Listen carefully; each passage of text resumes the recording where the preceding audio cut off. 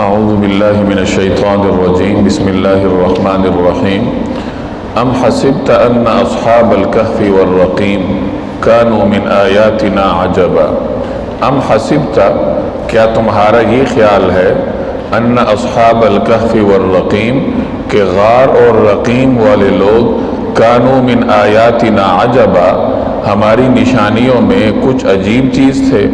کیا تمہارا یہ خیال ہے کہ غار اور رقیم والے لوگ ہماری نشانیوں میں سے کچھ زیادہ عجیب چیز تھے؟ یہاں سے اصحاب کہف کا واقعہ شروع ہو رہا ہے۔ اس صورت کے تعارف میں پچھلے درس میں آپ کے علم میں یہ بات آ چکی تھی کہ یہود نے قریش مکہ کے ذریعے رسول اللہ صلی اللہ علیہ وسلم کے پاس 3 سوالات بھیجے تھے۔ پہلا سوال یہ تھا کہ روح کیا ہے، دوسرا سوال یہ تھا کہ وہ غار والے لوگ کون تھے، اور تیسرا جو طویل زمانے تک سوتے رہے، اور تیسرا سوال یہ تھا کہ ذوالقرنین کون تھا، وہ شخص کون تھا جس نے مشرق اور مغرب کا سفر کیا تھا۔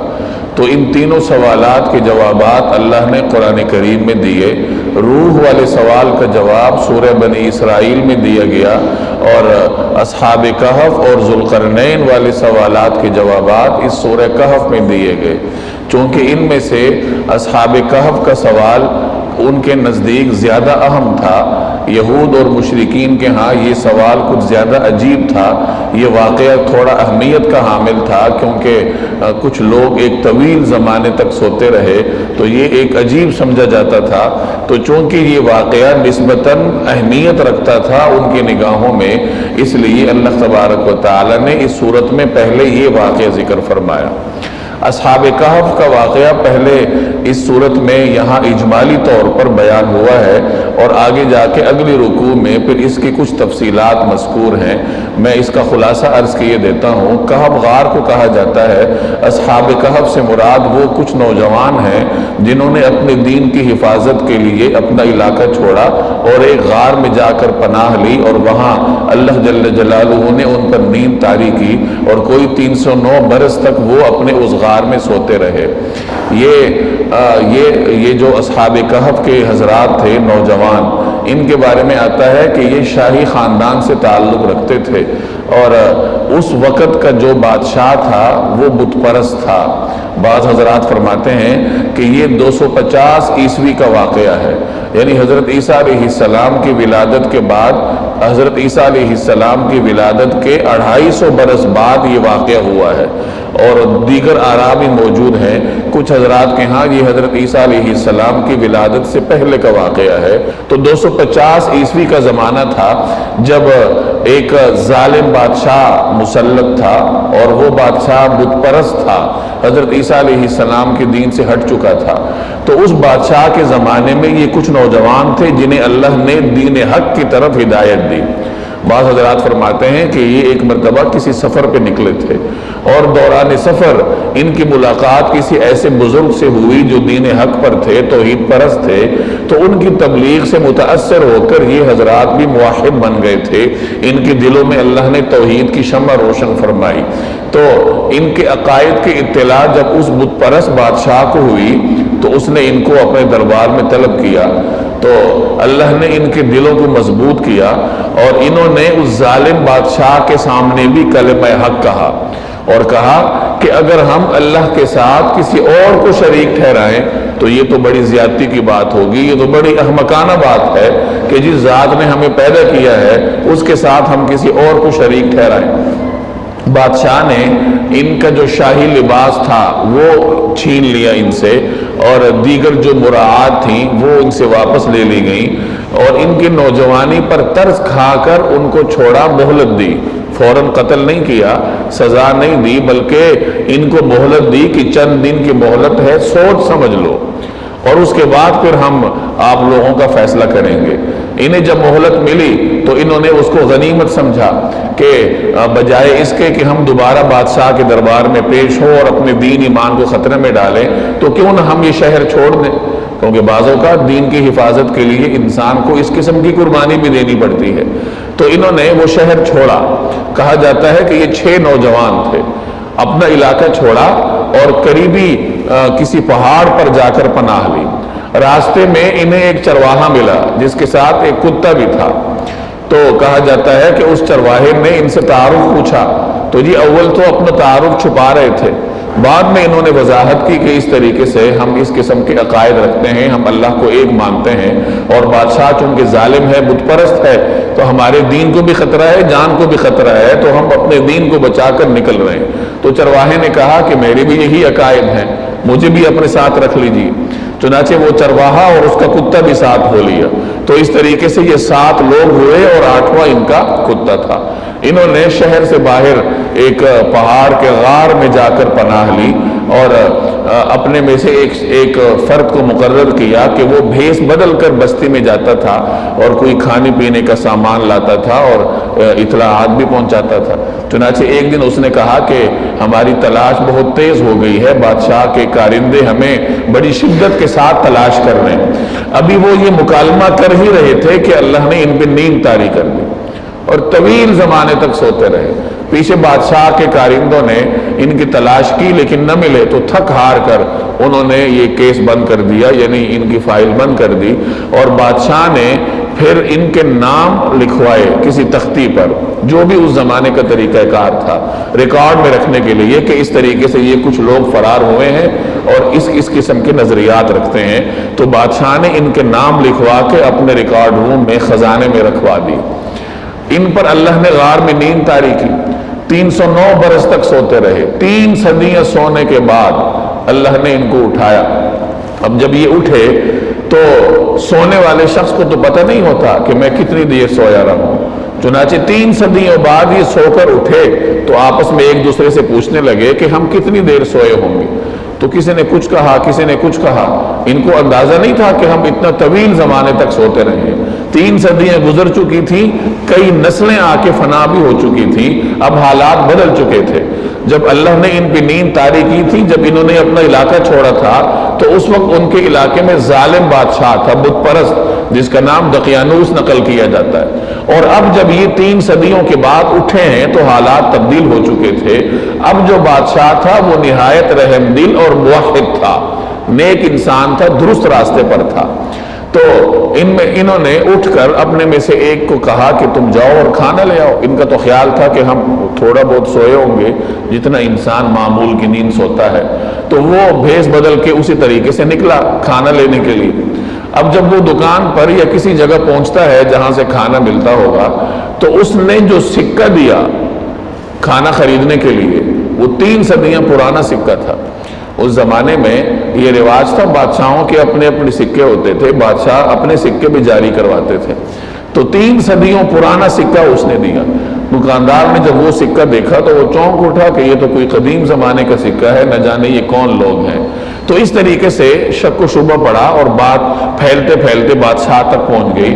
تو بادشاہ چونکہ نیک آدمی تھا، اس نے پھر اپنے ریکارڈ روم میں یا وہ جو خزانہ تھا وہاں سے وہ تختی نکلوائی، اور پھر اسے اندازہ ہوا کہ یہ تو وہی حضرات ہیں جو 300 سال پہلے اپنے شہر سے نکلے تھے اپنا دین بچانے کے لیے۔ تو بادشاہ کو بھی ان کی ملاقات کی جستجو ہوئی کہ ایسے نیک لوگوں سے مجھے بھی ملنا چاہیے۔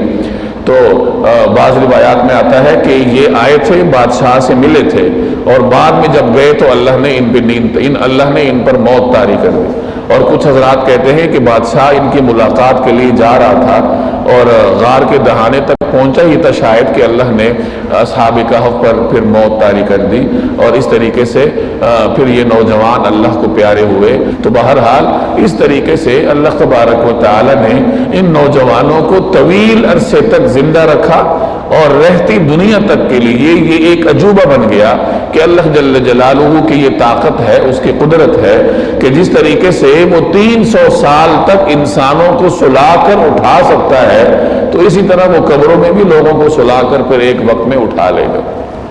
تو اس واقعے کا ذکر یہاں اس رکوع میں موجود ہے۔ ام حسبتا، کیا آپ کا یہ خیال ہے، ان اصحاب الکہف والرقیم کانوا من آیاتنا عجبا، کہ غار اور رقیم والے لوگ ہماری نشانیوں میں کچھ زیادہ عجیب تھے؟ یعنی تم اس کو کوئی عجیب بات سمجھتے ہو؟ عجیب ضرور ہے، لیکن اس طریقے کے اور بہت سارے عجائب اللہ تبارک و تعالیٰ کی قدرت کے شاہکار ہیں۔ یہ دن اور رات ہیں، اتنی بڑی کائنات ہے، اللہ نے آسمان کی چھت تان رکھی ہے بغیر کسی قسم کے سہارے کے، دن اور رات کے نظام کو دیکھ لیجئے، انسان جیسی کمزور مخلوق کو اللہ تبارک و تعالی نے اشرف المخلوقات بنایا۔ ایک طرف وہ اتنا کمزور ہے کہ اپنی مرضی سے دنیا میں آ نہیں سکتا، اپنی مرضی سے دنیا سے جا نہیں سکتا، اپنے لیے خاندان کا انتخاب بھی نہیں کر سکتا، جہاں اللہ نے اسے پیدا کیا وہاں وہ پیدا ہوتا ہے۔ ایک طرف اتنا کمزور ہے اور دوسری طرف اس کی طاقت کا یہ عالم ہے کہ فضاؤں کو مسخر کر چکا ہے، سمندر کی گہرائیاں تک اس کے دسترس میں ہے۔ تو یہ اللہ نے ایک عجوبہ مخلوق بنائی ہے انسان کی شکل میں کہ ایک طرف عاجزی کی انتہا پر ہے اور دوسری طرف طاقت کی انتہا پر ہے۔ اسی طریقے سے اور بھی مختلف لوگ تھے جن کو اللہ تبارک و تعالی نے سلایا اور بعد میں اللہ جل جلالہ نے انہیں نیند سے اٹھایا۔ تو بہرحال یہ اللہ کی قدرت کا ایک شاہکار ضرور ہے، لیکن یہ اتنی عجیب بات نہیں ہے جتنا تم لوگ اس کو سمجھ رہے ہو۔ قرآن کریم کے آیت کا مقصد یہ ہے کہ تم اس کو عجیب سمجھتے ہو، حالانکہ اس قسم کے اور بہت سارے عجائب اللہ جل جلالہ نے اس کارخانہ قدرت میں بنا رکھے ہیں۔ یہاں دو لفظ استعمال ہوئے، اصحاب الکہف اور اصحاب الرقیم۔ کہف غار کو کہتے ہیں، اور چونکہ انہوں نے غار میں جا کر پناہ لی تھی اس وجہ سے انہیں اصحاب الکہف کہا جاتا ہے۔ اب رقیم مرقوم کے معنی میں بھی آتا ہے، مرقوم اس چیز کو کہتے ہیں جس پر کچھ لکھا ہوتا ہے۔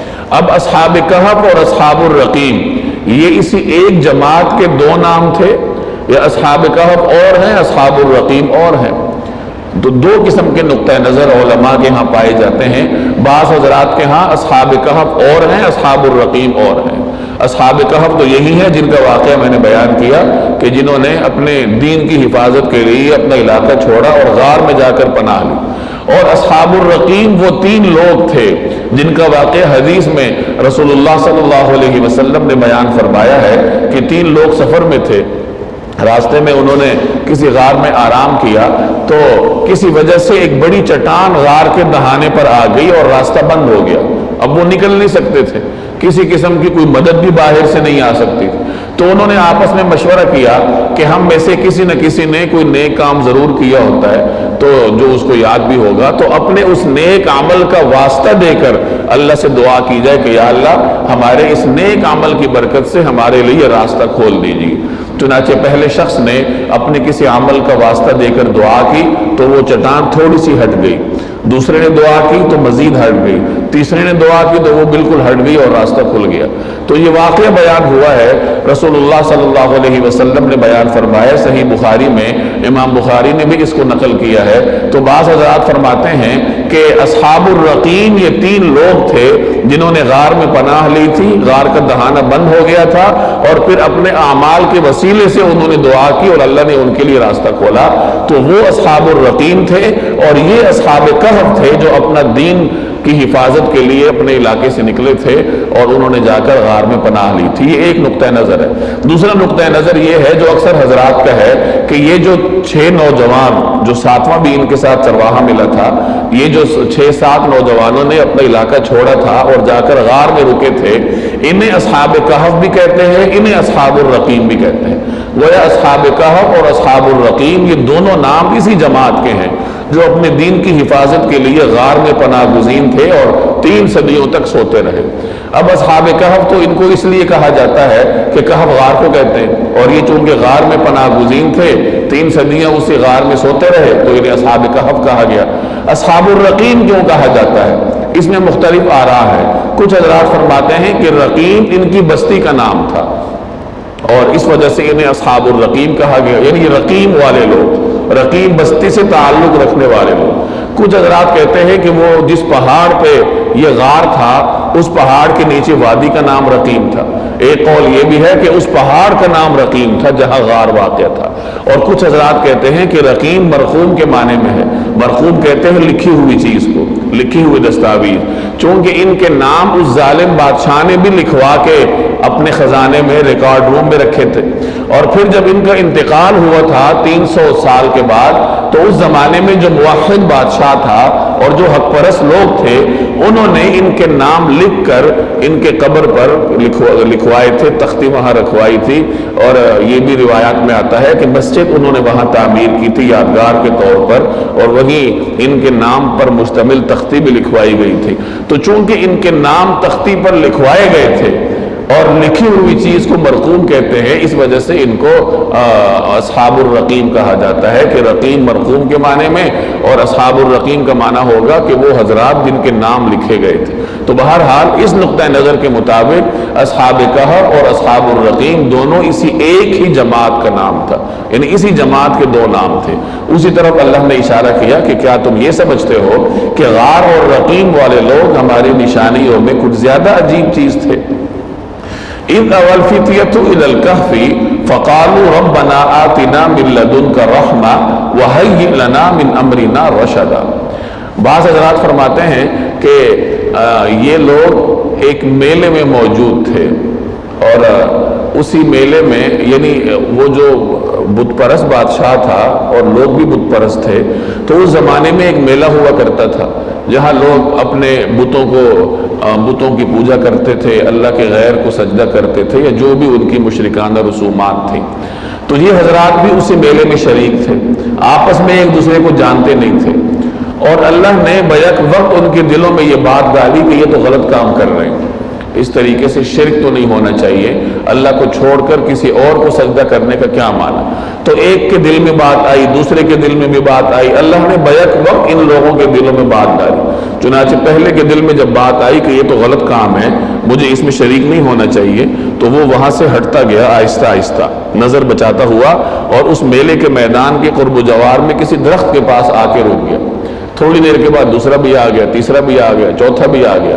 اب آپس میں ایک دوسرے کے ساتھ تعارف بھی نہیں ہے، ایک دوسرے سے خوفزدہ بھی ہیں کہ کہیں ہماری اطلاع بادشاہ کو نہ پہنچ جائے۔ تو ان میں سے ایک نے ہمت کی اور کہا کہ اگر ہم یہاں جمع ہوئے ہیں میلے کو چھوڑ کر تو یقیناً کوئی خاص بات ہوگی، تو ہمیں ایک دوسرے کو بتا دینا چاہیے کہ ہم میلہ چھوڑ کے یہاں کیوں آئے ہیں۔ تو اس طریقے سے انہوں نے آپس میں ایک دوسرے کو تعارف کروایا اور اپنا نظریہ بتلایا کہ میرا تو یہ مقصد ہے کہ یہ غلط کام ہے۔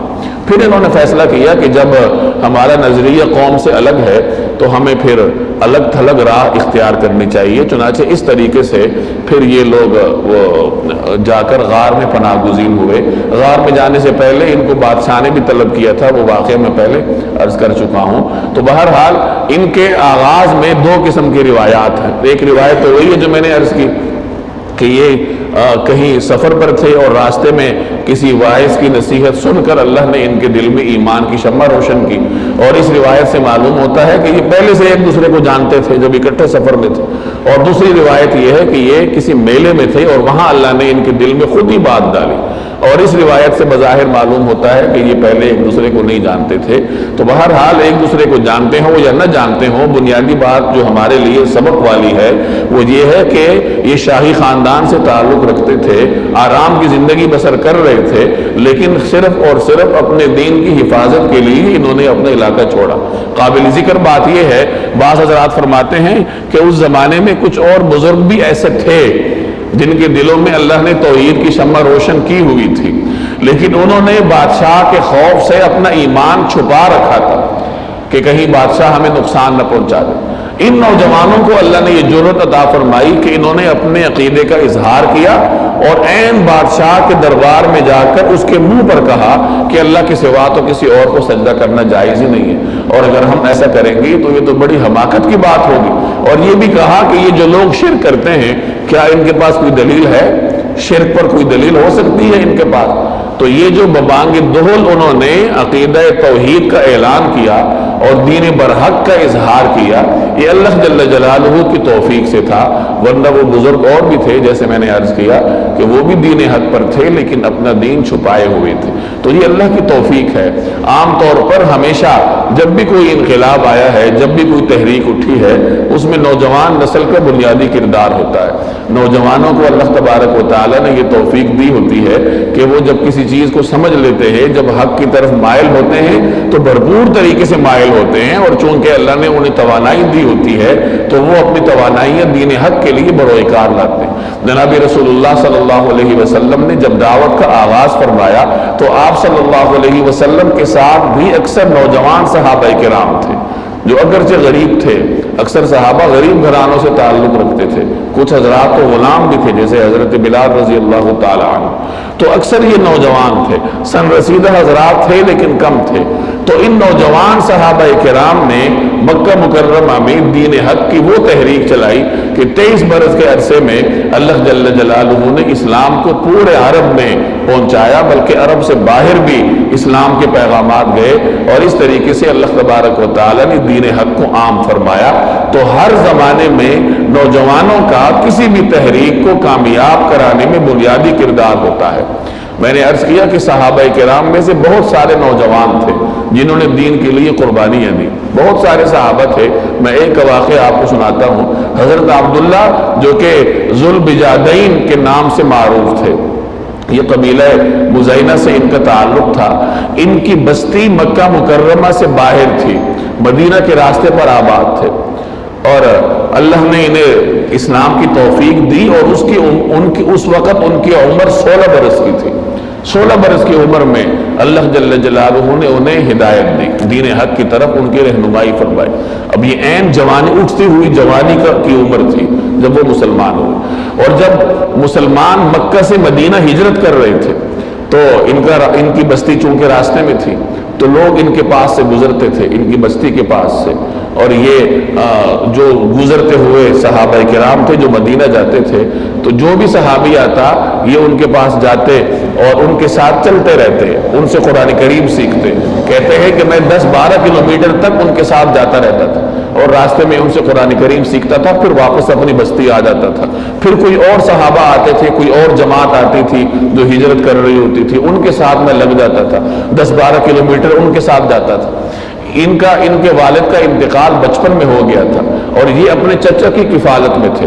چچا بڑا امیر کبیر تھا، چنانچہ یہ بھی بڑی نعمت والی زندگی بسر کر رہے تھے، اعلیٰ قسم کے کپڑے ان کے تھے، اعلیٰ قسم کا لباس ان کو مہیا تھا، اور نہایت آرام کی آسائشوں والی زندگی بسر کر رہے تھے۔ اپنے چچا سے اپنا ایمان چھپایا ہوا تھا، اور ان کا ارادہ تھا کہ میں ہجرت ضرور کروں گا، لیکن ہجرت کرنے سے پہلے اپنے چچا کو ایمان کی دعوت تو دوں کہ چچا کے میرے اوپر احسانات ہیں، انہوں نے میری کفالت کی ہے، مجھے ہر قسم کی سہولت فراہم کی ہے، تو میں بھی کوشش کروں کہ ان کی آخرت سنور جائے، انہیں دعوت دوں۔ جب چچا کے سامنے انہوں نے دعوت رکھی تو بجائے اس کو قبول کرنے کے چچا ان پر ناراض ہوا، اور ان سے کہا کہ یا تو تم دین حق کو چھوڑو، یعنی اس دین سے واپس آؤ، اپنے دین کی طرف آؤ، اور یا پھر میں تم سے ہر نعمت چھین لوں گا۔ انہوں نے ہر نعمت قربان کی لیکن دین کو نہیں چھوڑا۔ چچا نے ہر چیز ان سے واپس لی، یہاں تک کہ ان کے بدن پر جو لباس تھا وہ بھی ان سے نوچ لیا، ان کے جسم پر سے نوچ لیا، پھاڑ دیا کہ یہ لباس بھی میں نے تمہیں دے رکھا ہے، جہاں تم نے دیگر میری چیزیں واپس کی ہیں تو یہ بھی دو۔ ہر چیز انہوں نے دین کے راستے میں قربان کر دی، حتیٰ کہ برہنہ بدن قبول کیا لیکن دین کو چھوڑنا گوارا نہیں کی۔ اس عالم میں جب ان کی والدہ نے ان کو دیکھا تو ماں تھی، اس کا دل پسیجا، تو اس کا دوپٹہ یا جو بھی اس کے پاس چادر تھی وہ اس نے 2 ٹکڑوں میں پھاڑ کر ان کو دی، اور بیجات کہتے ہیں عربی میں سخت قسم کی چادر کو، جو موٹی چادر ہو جس سے آر پار نظر نہ آتا ہو، تو وہ چادر 2 حصوں میں ان کو دی۔ انہوں نے ایک اپنے زیریں بدن پر باندھی اور ایک اوپر والے بدن پر پہنی، تو اس وجہ سے انہیں ذوالبجادین کہا گیا، 2 موٹی چادروں والا۔ تو وہ 2 چادریں اوڑھ کر یہ اپنے علاقے سے نکلے اور جناب رسول اللہ صلی اللہ علیہ وسلم کی خدمت میں حاضر ہونے کے لیے چل دی۔ مدینہ منورہ جب پہنچے تو سحری کا وقت تھا، یعنی رات کا آخری پہر تھا، تو مسجد نبوی میں سو گئے۔ رسول اللہ صلی اللہ علیہ وسلم صبح کے وقت نکلے، ان کے پاس سے گزرے تو ان سے پوچھا کہ تم کون ہو؟ انہوں نے اپنا تعارف کروایا کہ اس طریقے سے میں اسلام قبول کر کے آپ کی خدمت میں حاضر ہوا ہوں، اور میرا نام عبد العزہ ہے۔ ان کا اصل نام عبد العزہ تھا، چونکہ یہ شرکیہ نام تھا، تو آپ صلی اللہ علیہ وسلم نے فرمایا کہ تمہارا نام آج سے عبداللہ ہے، تو عبداللہ نام ان کا رکھا گیا، اور لقب ان کا ذوالبجادین پڑ گیا، 2 چادروں والا۔ اور رسول اللہ صلی اللہ علیہ وسلم نے ان سے فرمایا کہ میرے دروازے کو لازم پکڑو، یعنی میرے قریب قریب رہا کرو، میرے گھر کے قریب رہو، ادھر ہی مسجد نبوی میں۔ چنانچہ یہ اللہ کی تسبیح بیان کرنے میں، تسبیحات کرنے میں اور قرآن کریم پڑھنے میں بڑے معروف تھے صحابہ کرام کی جماعت میں۔ عین جوانی کا عالم تھا، اس جوانی میں اللہ نے انہیں اس طرح عبادت کرنے کی اور دین کے لیے قربانی دینے کی اللہ نے ان کو توفیق دی تھی۔ جب غزوہ تبوک کے لیے مسلمان گئے، یہ رسول اللہ صلی اللہ علیہ وسلم کی حیات طیبہ کا آخری زمانہ تھا، غالباً 9 ہجری میں مسلمان غزوہ تبوک کے لیے گئے تھے۔ تو غزوہ تبوک کے لیے جاتے ہوئے انہوں نے رسول اللہ صلی اللہ علیہ وسلم سے عرض کیا کہ یا رسول اللہ میرے لیے دعا کریں کہ اللہ مجھے شہادت کی موت دے۔ تو آپ صلی اللہ علیہ وسلم نے ان کے لیے دعا کی کہ یا اللہ عبداللہ کا خون دشمن پر حرام کر دے۔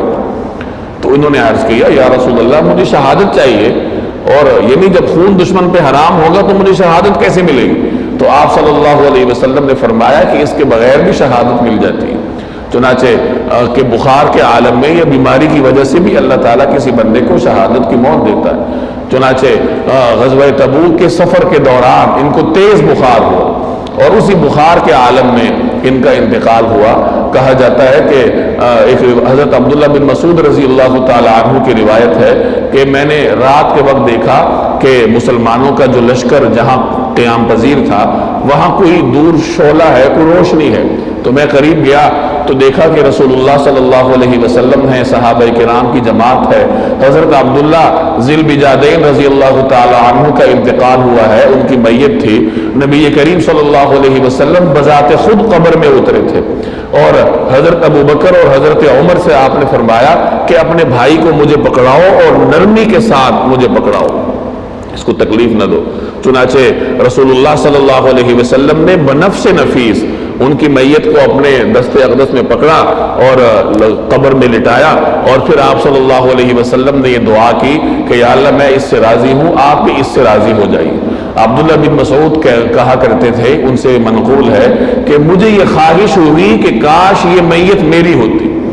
ان سے یہ بھی منقول ہے کہ میں ان سے 15 برس پہلے مسلمان ہوا تھا، لیکن مجھے اللہ نے یہ سعادت نہیں دی جو سعادت اللہ تبارک و تعالیٰ نے اس نوجوان کو دی۔ عین نوجوانی کے عالم میں ان کا انتقال ہوا، 16 برس کی عمر میں مسلمان ہوئے، اور ہجرت کے بعد غزوہ تبوک 9 برس کے بعد ہوا تھا، تو 25-26 برس کی عمر میں عین غزوے کے سفر میں اللہ تبارک و تعالیٰ نے اس طریقے سے انہیں موت عطا فرمائی، گویا کہ ایک شہادت کی موت تھی۔ تو یہ جو اللہ نے ان کو سعادت عطا فرمائی کہ حضور علیہ السلام نے اپنے دست اقدس سے ان کو قبر میں اتارا، اور اتنی بڑی دعا کی ان کے لیے کہ یا اللہ میں اس سے راضی ہوں، آپ بھی اس سے راضی ہو جائیے۔ یہاں تک کہ ابن مسعود جیسے صحابی کو یہ حسرت ہوئی کہ کاش یہ میت میری ہوتی اور یہ دعا میرے نصیب میں آتی۔ تو اللہ نے ان کے جو نصیب کھولے تھے اس کی بنیادی وجہ یہی تھی کہ نوجوانی میں انہوں نے اپنے جو تناؤ اور عیش والی زندگی تھی اس کو چھوڑا اور دین کے لیے قربانی دی۔ تو ہمیشہ دین کے لیے کچھ نہ کچھ قربانی دینی ہوتی ہے۔ میں نے بات کا آغاز کیا تھا کہ نوجوان ہمیشہ حالات کو بدلنے میں اہم کردار ادا کرتے ہیں، جس طرح اصحاب کہف کا واقعہ آپ پڑھ رہے ہیں، یہ بھی نوجوان تھے۔ صحابہ کرام کی مثال میں نے آپ کو دی کہ رسول اللہ صلی اللہ علیہ وسلم کے ساتھ بہت سارے نوجوان صحابہ کرام تھے جنہوں نے دین حق کا پیغام قریہ قریہ بستی بستی پھیلایا، اور آپ صلی اللہ علیہ وسلم کے دنیا سے رخصت ہونے کے بعد اس پیغام کو ملک عرب تک ہی محدود نہ رکھا بلکہ پوری دنیا میں پھیلایا، اور ہمارے لیے ایک روشن مثال چھوڑ گئے کہ اپنی نوجوانی کو اس مصرف میں استعمال کرو۔ اذ اوى الفتية الى الكهف فقالوا ربنا آتنا من لدنك رحمة وهيئ لنا من امرنا رشدا۔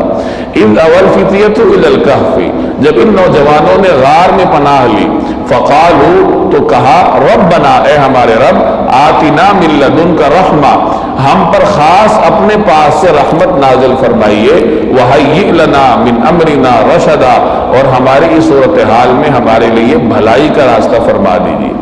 اپنے دین کو بچاتے ہوئے اپنے علاقے سے نکلے ہیں، اپنی عیش والی زندگی کو چھوڑا ہے، اپنے دین کی حفاظت کے لیے غار میں جا کر پناہ گزین ہوئے تو وہاں اللہ تبارک و تعالیٰ سے دعا کی کہ یا اللہ ہم نے آپ کے پاس ہم نے یہاں غار میں پناہ لی ہے اپنے دین کی حفاظت کے لیے، تو ہم پر خاص اپنے پاس سے رحمت نازل فرمائیے اور ہمارے اس صورتحال میں ہمارے لیے بہتری کا کوئی راستہ نکال دیجیے۔ اس میں بھی ہمیں سبق ملتا ہے کہ انسان کو اپنے عمل پر اترانا نہیں چاہیے۔ اب یہ اتنی بڑی قربانی تھی کہ شاہی خاندان سے تعلق ہے، شاہی پوشاکیں چھوڑ دی، شاہی زندگی کو خیر بات کہا اور دین حق کے لیے اپنا علاقہ چھوڑا، سب کچھ چھوڑا، اور مستقبل کا کوئی پتہ نہیں۔ ہمارے ہاں اصل مصیبت مستقبل کی ہوتی ہے نا، ہر نوجوان کو اپنے فیوچر کی پڑی، اپنے کیریئر کی پڑی، اور والدین کو بھی یہی فکر ہے کہ ہماری اولاد کا کیریئر اچھا ہو جائے، مستقبل اچھا ہو جائے۔ اور یہ جس کو ہم کیریئر کہتے ہیں یہ کیا بلا ہے؟ یہ 15 سے 20 برس کی زندگی ہے، 30 35 40 برس تک تو بچہ آج کل پڑھتا رہتا ہے۔ جب تعلیم پوری کر کے وہ پریکٹیکل لائف میں آتا ہے تو زیادہ سے زیادہ 60 برس کی عمر تک وہ اپنی وہ عملی زندگی گزار سکتا ہے، پیسے کما سکتا ہے، کاروبار کر سکتا ہے یا پھر ملازمت کر سکتا ہے۔ 60 65 برس کی عمر کے بعد ریٹائر ہو جاتا ہے۔ تو یہ 15 20 برس کی زندگی کو ہمارے ہاں کیریئر کہا جاتا ہے، یہی فیوچر ہے، اور مقصد یہ ہوتا ہے کہ زیادہ سے زیادہ پیسے کما لیں۔ تو ہمارے ہاں مستقبل اس کو سمجھا جاتا ہے اور اسی کو روشن کرنے کے لیے ہر قیمت ادا کی جاتی ہے۔ یہ قیمت کیا کم ہے کوئی کہ ہمارے نوجوان کو قرآن کریم کا پتہ ہی نہیں ہوتا۔ یہ جو ہم نے قرآن کریم کو چھوڑ رکھا ہے یہ ہم کس چیز کی قیمت ادا کر رہے ہیں؟ یہ اپنے اسی کیریئر کی قیمت ادا کر رہے ہیں۔ والدین کو یہ فکر ہوتی ہے کہ سارا دن بیٹا کالج میں ہوتا ہے، شام کو اکیڈمی بھیجا جاتا ہے، واپس آ کے پھر اس سے پوچھا جاتا ہے کہ ہاں فزکس میں کتنے نمبر تھے، کیمسٹری میں کتنے نمبر تھے، بایو میتھ کی کیا صورتحال ہے۔ اگر کوئی کاروباری ہے تو وہ گنے گا کہ کہاں مجھے نفع ہوا، کہاں مجھے نقصان ہوا۔ تو یہ جو ساری ہماری تگ و دو ہے جس میں ہمارے پاس قرآن کریم کے لیے وقت نہیں ہوتا، دین سیکھنے کے لیے وقت نہیں ہوتا، تو یہ ہم کس چیز کی قیمت ادا کر رہے ہیں؟ یہی فیوچر بلا ہمارے اوپر مسلط ہے۔ اس کو روشن کرنے کے لیے ہم یہ اتنی بھاری قیمت ادا کر رہے ہیں کہ قرآن کریم کا ہمیں پتہ ہی نہیں ہوتا۔ آج آپ مسلمانوں کو دیکھ لیں کہ ہم قرآن کریم کھولتے ہیں، ہمیں کیا پتہ چلتا ہے اللہ ہم سے کیا کہہ رہا ہے؟ یہ کتنی بڑی غفلت ہے جس غفلت کا ہمارا مسلمان شکار ہے، اور یہ غفلت کب تک رہے گی؟ آخر ہم نے اللہ کے پاس ہی جانا ہے۔ ہمیں اس سوال کے لیے تیار ہونا چاہیے نا کہ اللہ کے ہاں سے اگر سوال ہوا کہ قرآن کریم سیکھنے کے لیے تم نے کیا کیا، کتنی قربانی دی؟ تو ان نوجوانوں نے اتنی بڑی قربانی دی، اور قربانی دینے کے بعد اترائے نہیں کہ ہم نے بڑا کام کیا۔ جیسے ہمارا طرز عمل ہوتا ہے کہ مسلمان مسجد میں جا کے نماز پڑھتا ہے، جب وہ باہر نکلتا ہے تو ہر طرف اسے اللہ معاف کرے گناہ گار نظر آتے ہیں کہ میں بڑا نیک اور پارسا ہوں اور باقی نہ جانے کیا ہیں۔ تو یہ طرز عمل مسلمان کی شان کے خلاف ہے۔ جو آدمی جتنا عبادت گزار ہوتا ہے اسی قدر اس کے دل میں خوف ہوتا ہے کہ یا اللہ میں عبادت تو کر رہا ہوں، پتہ نہیں آپ کو قبول ہے بھی یا نہیں۔ حضرت ابراہیم علیہ السلام نے کتنا بڑا کام کیا، اللہ کا گھر بنایا، بیت اللہ بنایا، اور بیت اللہ تعمیر کرنے کے بعد کیا کہا؟ ربنا تقبل منا انک انت السمیع العلیم۔ یہ دعا معروف ہے نا، ہر دعا کے بعد امام پڑھا کرتا ہے، سنتے ہوں گے آپ۔ یہ سیدنا ابراہیم علیہ السلام کی دعا ہے جو قرآن کریم میں منقول ہے، اور انہوں نے بیت اللہ کی تعمیر کے بعد یہ دعا کی تھی کہ یا اللہ منا تو میں نے دیا، اب آپ قبول فرما لیجیے۔ تو یہ طرز عمل ایک مسلمان کا ہوتا ہے، یہ مسلمان کی اخلاقیات ہوتی ہیں کہ وہ جب بھی عبادت کرتا ہے، جتنی بھی عبادت کرتا ہے، اسی قدر اس کے دل میں خوف بڑھتا ہے۔ تو اصحاب کہف نے بھی اللہ جل جلالہ سے دعا کی کہ یا اللہ ہم پر خاص اپنے پاس سے رحمت نازل فرمائیے اور ہماری اس صورتحال میں ہمارے لیے بھلائی کا راستہ مہیا فرمائیے۔ فضربنا علی آذانہم فی الکہف سنین عددا، فضربنا علی آذانہم، چنانچہ ہم نے ان کے کانوں کو تھپکی دے کر سلایا، فی الکہف غار میں، سنین عددا کئی سال تک، چنانچہ ہم نے ان کے کانوں کو تھپکی دے کر کئی سال تک ان کو غار میں سلائے رکھا۔